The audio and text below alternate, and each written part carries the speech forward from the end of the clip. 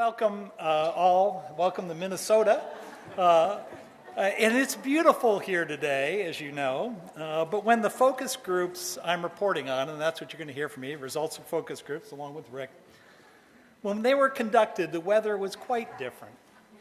First, there were blizzard conditions for 2 days, and that was followed by below zero weather for a few more days, and then balmy sub-freezing 20s. As one man remarked to me in Duluth, where the sun was shining and the thermometer stood at about 9 Fahrenheit, not Celsius, he said to me with a big smile, "What a beautiful day." I said, only in Minnesota would 9 degrees above zero be considered a beautiful day. So welcome to Minnesota. I said to Rick, I think this is the first time I've been in Minnesota where it hasn't been snow on the ground, because I'm always here in the winter doing focus groups. And now let's get to work answering some questions. And so first, with a show of hands, I want you to answer this question. Here it is. Do you support or oppose a single-payer health care system where all Americans will get their health insurance from government? Do you, let's start with strongly oppose this. Who strongly opposes this? Ooh, good. Somewhat oppose this. Now, when I was speaking at the Smokeless Tobacco Conference, they all opposed it. No, I was just kidding. How about somewhat support? How about strongly? Oh, one. Okay, thank you. Strongly support. All right. And I would say quickly, keep up. I'd say with my great statistical insight, that's 98.7% of the crowd here strongly support single payer. But those of you who don't, that 1.3%, I won't out you, okay? What about Americans? What about Americans? Here's how America answered this question. In a recent poll conducted for Morning Consult for Politico, by Morning Consult for Politico. This poll is fresh off the presses. It's June 7th through June 10th. And it was a good sample size. 1,994 Americans did this. And so here are a few things you can see from this poll right away. Just 50% of Americans support single payer right now, even though health care is a top issue concern. Every poll I have seen, and I see way too many of them, has health care as a top concern, a top worry among Americans. But only 27% of Americans in this poll strongly support single payer. 27%, that's not enough. In this room, we're all strong supporters, except for that 1.3%. In all probability, we have a lot in common, attitudinally and demographically, with this 27% who strongly support single payer. But we are probably somewhat different, and I'm using probability, not binary yes or no. We are probably somewhat different in important ways, however, with the 73% of the rest of Americans who are not strong supporters of single payer at this time. And that's key, at this time. And I would wager the reasons we support single payer, everyone in this room, the message we all agree on collectively in this room, and we think that are persuasive, the language we use to talk about single payer amongst ourselves is less effective, less meaningful, and less persuasive with these other Americans, the 73%. In short, what we think are good reasons to support single payer, why we think people should support it, the messages that sound good, so good to us when we're talking to each other here, may not work well with the rest of America. And we need the rest of America. And we need to recognize that the way we think about it and feel about it is different than they do right now. Now, some might argue in this room, oh, they aren't hearing our message. That's possible. They don't know what I know. Well, that's possible too. They're wrong and I am right. The I am right and you are wrong answer or argument is never going to work. It's never going to work. It's never going to persuade people. So it was this message problem, this message disconnect between us, people in this room, and so many other Americans that led M&A to fund the focus group research I'm presenting today. And we asked first, is there a message disconnect? We didn't assume that. You don't assume that in research. You asked, is there a message disconnect? And we found, yep, there is. And then we said, if so, okay, how do we bridge it? Because healthcare is a top concern. It's something people are really worried about, something they're really concerned about, something that affects their lives, but they aren't with us on single payer. How do we bridge it? The research and findings that came out of this research provide an advantage, I think, to the single payer movement, a real advantage, which I'm about to and I'm really proud to have participated in this research. I want to thank M&A for that. And I think it's something we should thank everyone at M&A for, Jerry, Shannon, Rose, the M&A board, and every one of the M&A members for making this possible, because it costs money.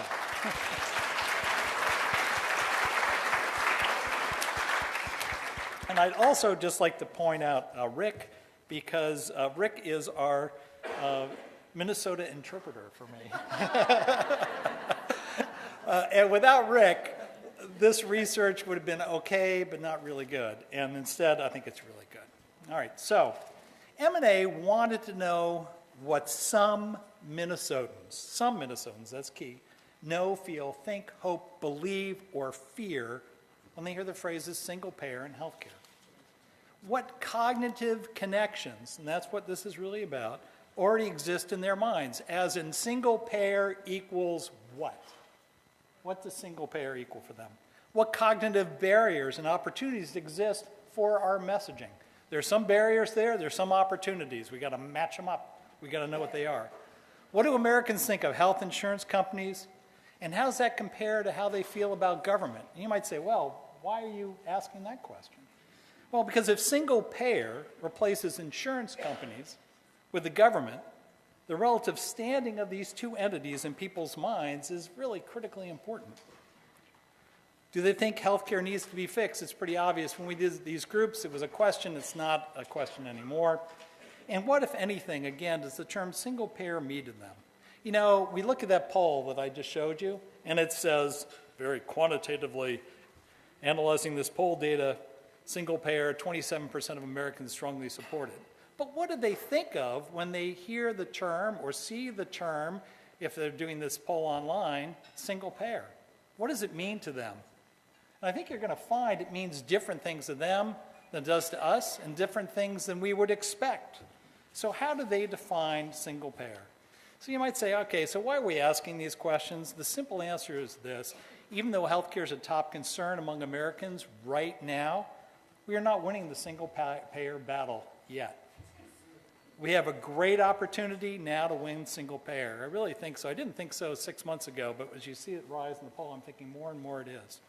Well, we're also confronted with great challenges and barriers, and you must recognize those challenges and barriers because they stand between you and communicating with the other 73% of Americans. And we need to ascertain if the messages and values that brought you here today will win the single payer struggle when the fight is fully engaged, because it's not fully engaged yet. It will be. When you get close, pharma, insurance companies, they're all going to kick in even more than they're doing right now.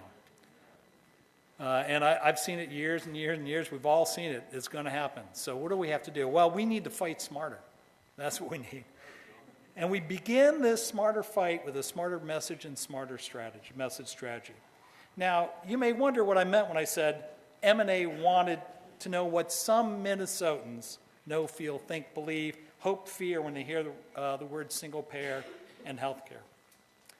Well, the M&A focus groups were not geared to every Minnesotan, to represent all Minnesotans. We just want to talk to some Minnesotans. We want to talk to those people who somewhat support, somewhat oppose, or don't know what single payer is. Those are the key people. The strongly supporters, they're here, they're in this room, we got you. We're all together. The strongly opposed, we're not going to get them. You know, we might get one or two of them, 4%, 5% of them, that's not enough. And we could spend all our time with them, it wouldn't make a difference. So we need to know what these other people are thinking, these some Minnesotans are thinking. How do we screen them? How do we do these groups? There were 8 focus groups. They were divided by gender because we never put men and women together in the group. Why? Every woman in this room knows why. You all know why. Excuse my language here, but men make shit up. and they don't listen to people, especially women. It's just the way it is. I am so embarrassed for my gender whenever I see a focus group. It's just like, how could you possibly believe that? I can't. It's just amazing.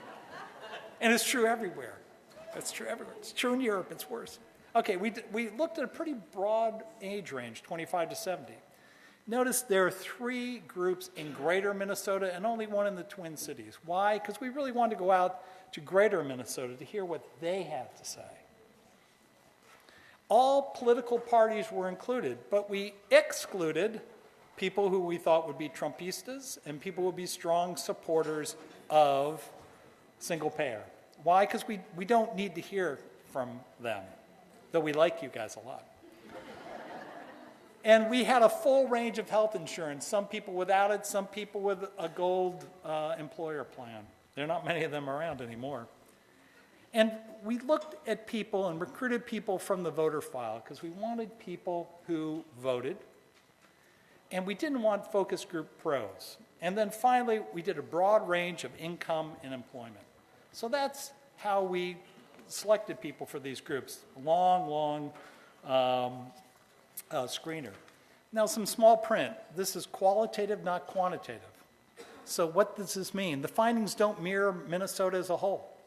The findings provide some insights into how some Minnesotans think about single payer, and the findings can be used very effectively to refine messages, arguments, and how policy is framed.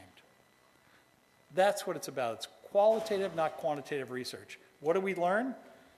Well, let's start with this. Barriers to and opportunities for single payer abound. And some of the barriers out there are self-inflicted wounds that we create. For example, how would you answer this question? Is health care a right or a privilege? How many people say right? Raise your hand. Oh, okay, quick, wait, scan back. Okay, how many say privilege? Okay, we're 100% on right. That 1.3% went to right. Okay, now stop for a moment and consider something here. Can health care be something other than just a right or a privilege? Yeah, why is it a binary choice? It has been framed as a binary choice because it is good to have it framed as a binary choice by our opponents. That's why. You know, right and wrong, black and white, Republican, Democrat, good and evil, right or privilege. To people in the Minnesota focus groups, right or privilege is simply a polarized debate. When you say single payer because health care is a right, they hear, oh, you might just be a Democrat if you say right. And that immediately puts you in a partisan political context. And if you say privilege, you might just be a Republican if you say privilege. Instead, what these Minnesotans said when we asked them this, they said healthcare is a basic need. Healthcare is a basic need. It's not a right or a privilege. They didn't like that language. And I would say if you persist in saying healthcare is a right, you're falling into a partisan, polarized message trap. You can believe it's a right, but just say it's a basic need. And what are you losing if you replace right in your messaging with basic need? The only thing I think you're losing is a barrier to communicating with people we need to communicate with. Is that all we learned? We got some more findings. What else? People think that healthcare system is broken. Insurance, access, delivery, and billing are perceived as a disaster movie without end, and it's not a good disaster movie, okay?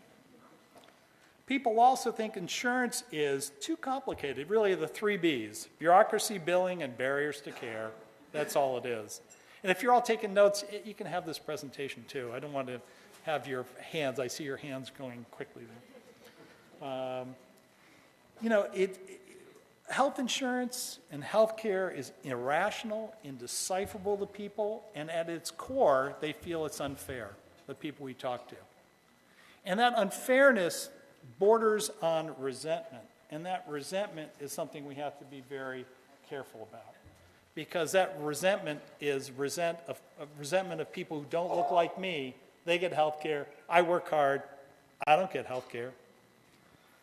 They say And this quotes, people fall in between the cracks when it comes to health care.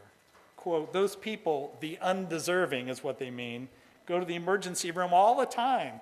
They get health care for free. And when it comes to insurance, they say it's rife with greed. It's a business, so we little people end up paying for it. I can't tell you how angry it makes me to hear people, Americans, call themselves little people. There's something fundamentally wrong when that happens, because they're people, they're not little people. It's replete with costs, rising costs. A farmer said to us, my family got priced out of the health insurance market. And they know that insurance companies are just untrustworthy bottom line middlemen, okay? They know that. So what do you think? You know, this healthcare system is broken. Is this a barrier or an opportunity for us? How many think it's a barrier? How many think an opportunity? That's it, yeah, okay, it's a big opportunity. It's a big opportunity. And, well, granted, you know, you probably knew that about insurance companies. You say, why did M&A waste its money on focus groups? So tell us that. Because there's something else we found, which you might have known also, but when you hear it, it really, I think, is striking.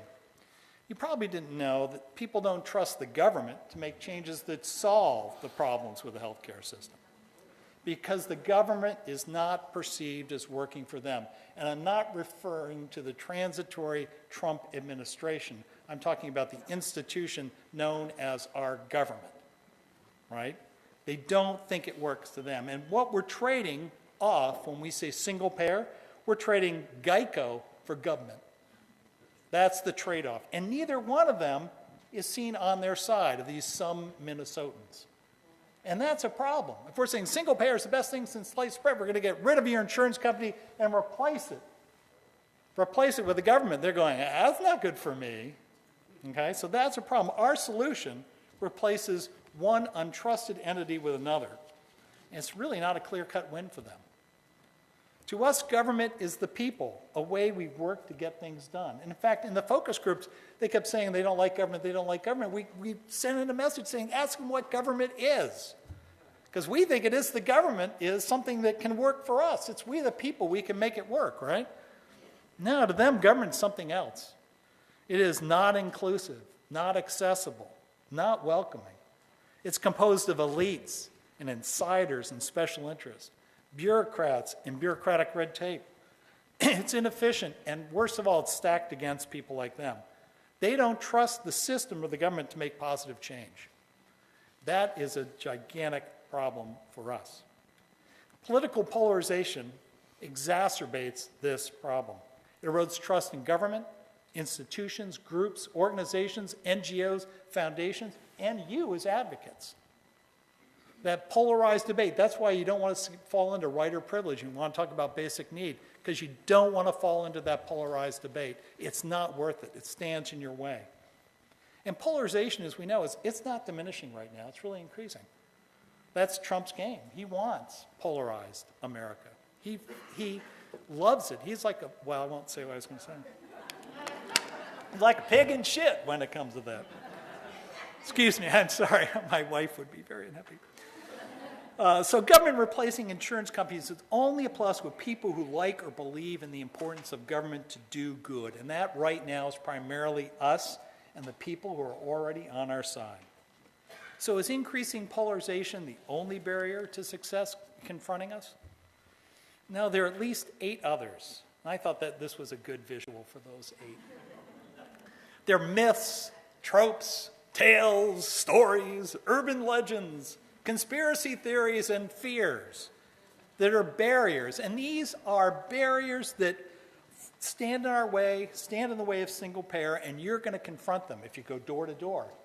If you're at the holidays talking to your Uncle Ed, all right?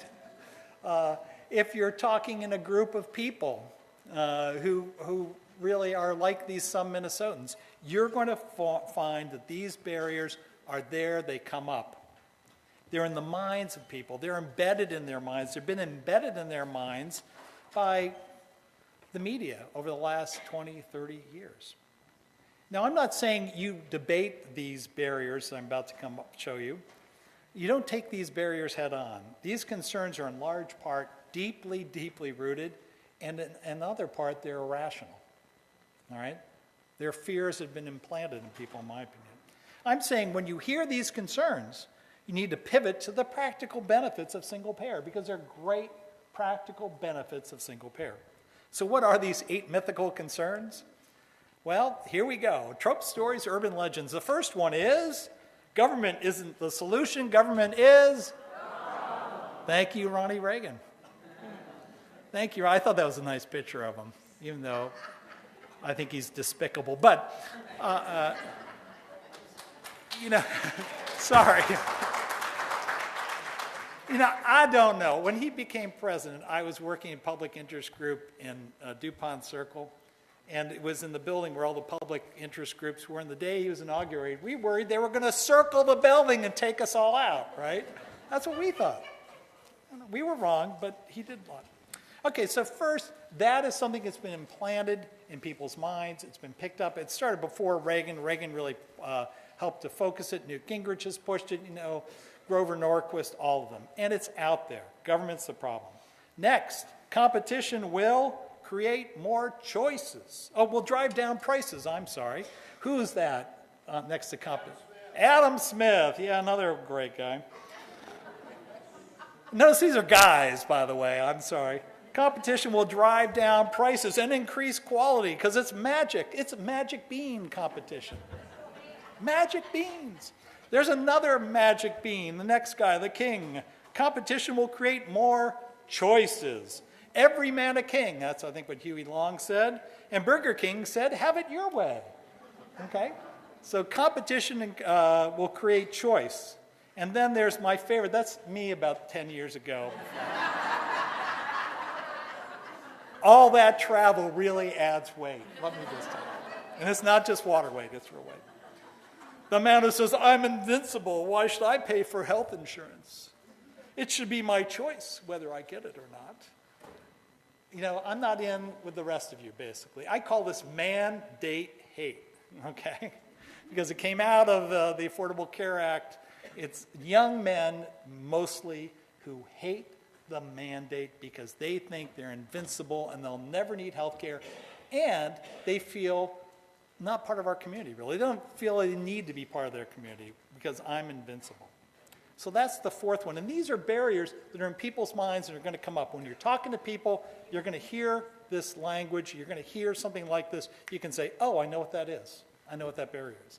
Next one, lawyer, guns, and money. That I call it the greedy trial lawyers are creating costs to rise. Okay, continuing down our list to the top 3. Lazy people. It's lazy people. Those people who go to the emergency room, they aren't like me. I work hard. They get it for free. It's racial. It's ethnic. It's all sorts of resentment out there. And then, of course, you all notice the man in the middle. Karl Marx. Woohoo! Karl Marx. I just came across a survey of his done that went out in, I think it was 1878 in France among workers. It was really interesting. But socialized medicine. It's all socialism, and it's coming to take over America. Now, you all applaud, but that other 23%, they would be scared of what you just applauded, right? And I understand why they're scared. I don't think it's rational, but I understand it, okay? So when they go to socialized medicine, what do you have to go to? What the benefits are. And I'm going to tell you what the benefits are from these groups in a second. And then finally, my favorite are the apocryphal healthcare nightmare urban legends. They're all over the place. It's like in groups you're going, how do people, mostly men, I admit, how do people come up with this stuff? Stories of waiting, death boards, poor quality care, Canadians coming across the border to get health care because they can't get it in Canada. Rick, what were some other ones? Everybody's got a nurse or a niece or a nephew that works in Buffalo or International Falls or somewhere who can swear that their doctor's offices are lined with Canadians who've come across for health care because they can't get it where they live. Of course, they can't really say like who that was, but it's like, well, I know a guy. I know a guy, It's like cats and dogs living together. It's bad, okay? That's really where it goes. And, and we laugh about them because they are laughable, but to people, they're real. These are real. And all these 8 barriers are real. And we're not going to win by saying, no, you're wrong about this. That story isn't real. We're not going to win that way. These stories, these memes, these urban legends stoke fear. They feed disillusionment. They drive people from their government. And they create barriers to single payer and a lot of other things, which is why they're there. There's one other that's not on this list, but everyone who loves Medicare for All should know about it. It's the VA. Because the VA is just, talk about, is bad health care. And veterans have a real hard time with single payer or Medicare for All because they say, I know about government health care, and it's the VA. So these are the main barriers found in the focus group. What are the opportunities? Well, here's some simple ones. First, people know the system's broken. Second, healthcare is front and center as a policy concern. That's great. Third, people think costs are rising. 92% of Americans say costs are rising. I'm scared of it. There's falling coverage at the same time there's rising costs. There's more bureaucracy and red tape. And the new fun thing, there's talk of the coverage for pre-existing conditions. And that is the thing, in my opinion, that brought the ACA over the finish line. It was pre-existing conditions. So these are opportunities. There are opportunities to sell the real practical benefits of single payer to resolve these problems, okay? So we have to sell the real benefits, not the rhetoric, not the ideology, not the fervor, passion for it. So thank you for having fervor and passion for something good, because that's great. Not the politics of it. It can't be polarized politics. People are sick and tired of it.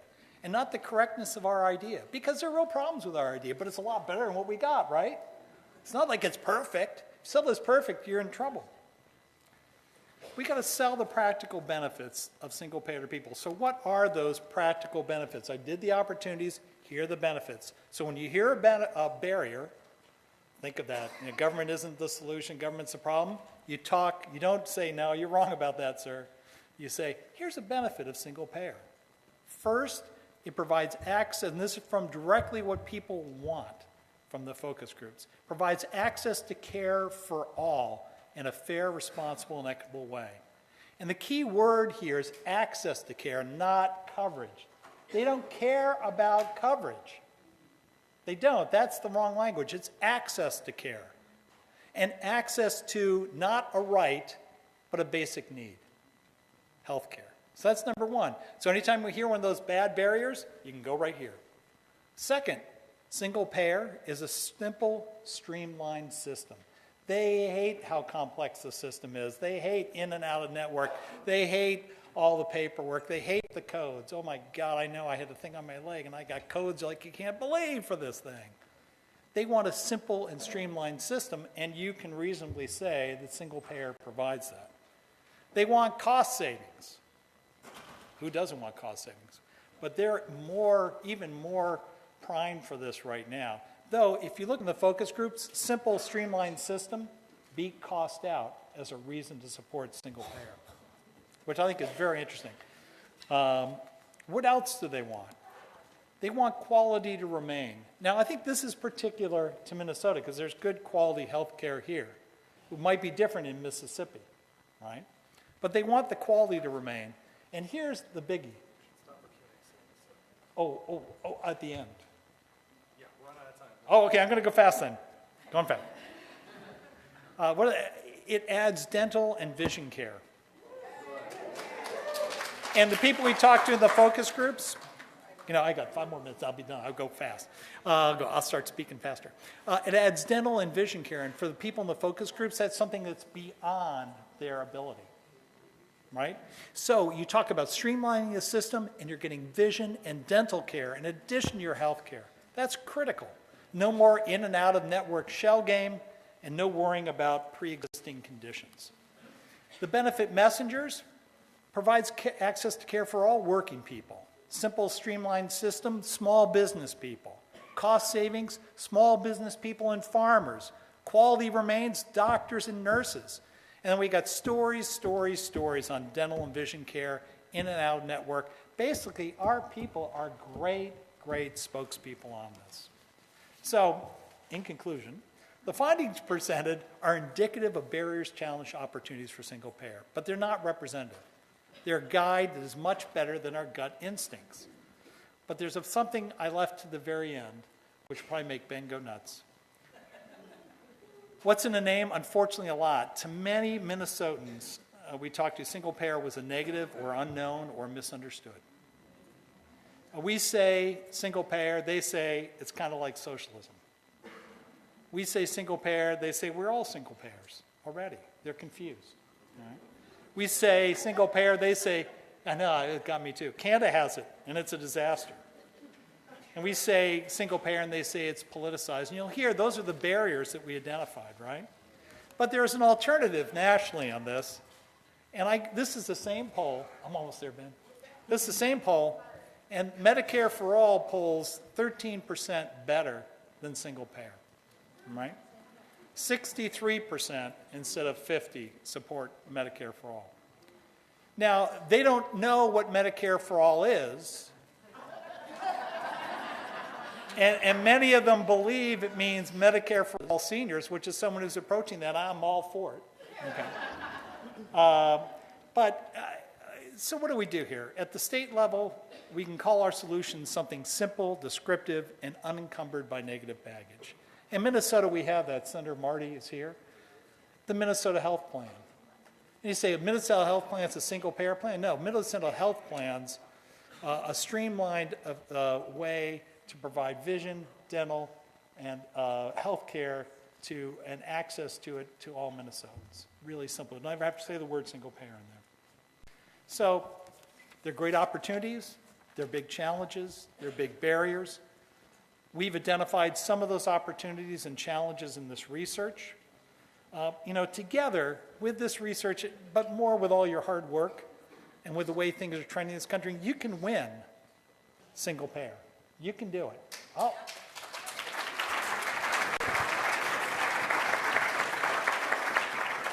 It ain't going to be easy, as you know. But if we fight smarter, together we can win. It's really being about together on this thing. So thank you so much. Sorry I went over, Ben. I apologize.